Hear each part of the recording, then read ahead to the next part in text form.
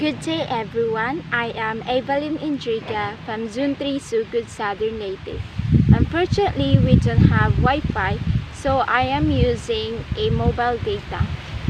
Furthermore, I have a few habits since I like challenging myself on learning new things. For example,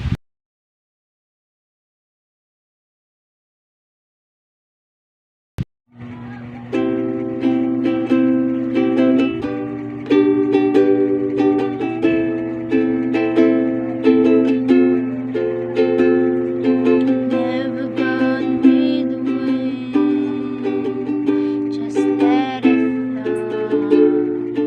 Let it take me where it wants to go, till you open the door. There's so much more, I'd never seen it before. I was trying to fly, but I couldn't find wings. You came along and you changed everything.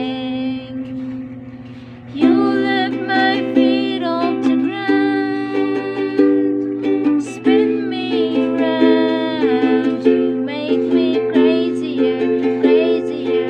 Feels like I'm falling in line. I'm lost in your eyes. You make me crazier, crazier, crazier. But recently, I've been into hiking and contortion. So you might be wondering what is contortion. Let me show you a clip of me doing a contortion. So this place is located at the mountainous of Sugod Southern Leyte. The name of the barangay is Milagroso. It will took you a 30 minutes to 1 hour walk from our store, but if you're a beginner, it will usually take 1 hour to 2 hours of walk.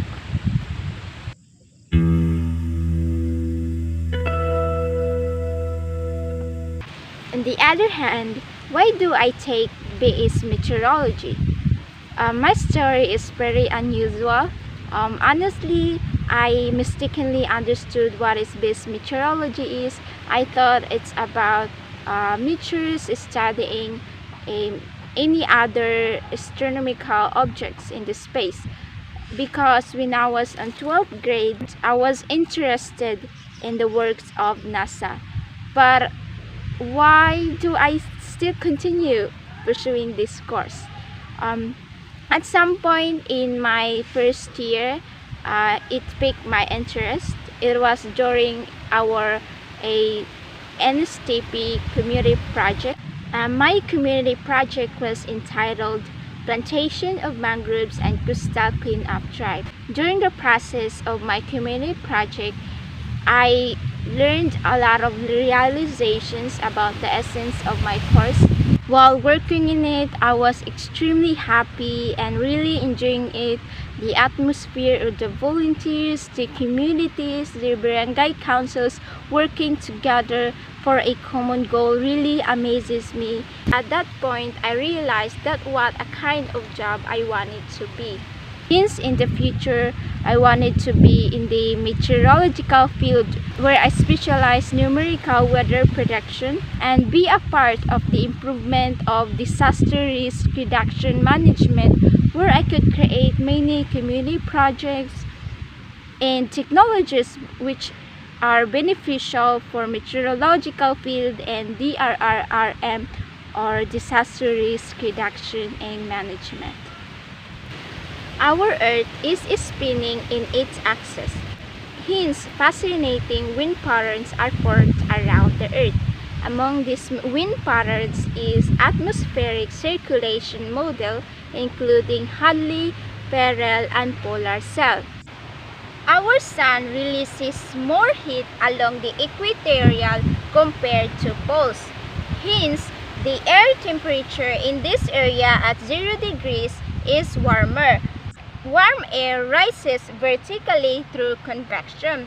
When that air leaves the surface, it creates low pressure.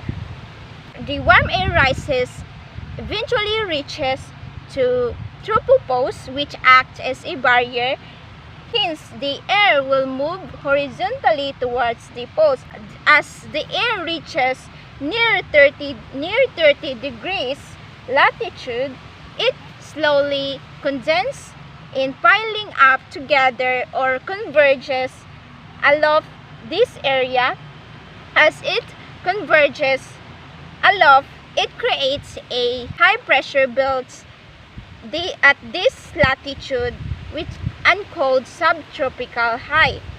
The relative dry air and it slowly descends to this surface and it warms by compression.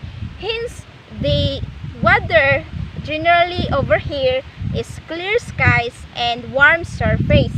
Air surface at 30 degrees latitude, it flows back towards the poles.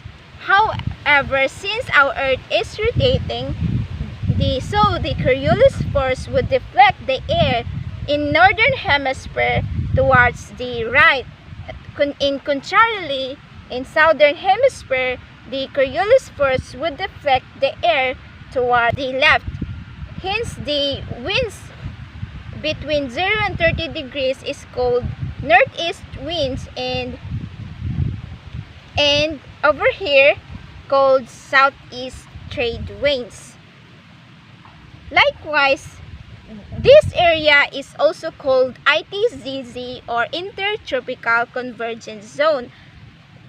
This is because the air in this latitude often condenses and forms a large cumulus clouds and thunderstorms called convective hot towers because the large amount of latent heat they produces, which makes the air above more buoyant and provides energy to drive Hadley cell. Meanwhile, at 60 degrees, it is a zone of low pressure and called subtropical low. At 30 degrees latitude, the air surface, some of it will not flow back towards the equatorial. However, and some of it also flows back towards the poles. The Coriolis force in northern hemisphere from high to low pressure area deflect the air towards the right. Contrarily, in southern hemisphere, the Coriolis force from high to low pressure area deflects the air towards the left. Hence, between the 30 degrees and 60 degrees, the air will move towards the right and called westerlies because it blows from west to east. Similarly, in 90 degrees from high to low pressure, the wind deflects to the right and called polar easterlies because it blows from east to west. However, the opposite temperature will not readily mix because of the polar front, which acts as a barrier between the disagreeing temperature. At 60 degrees latitude, the air often rises and condenses to form large cumulus clouds and dangerous thunderstorms.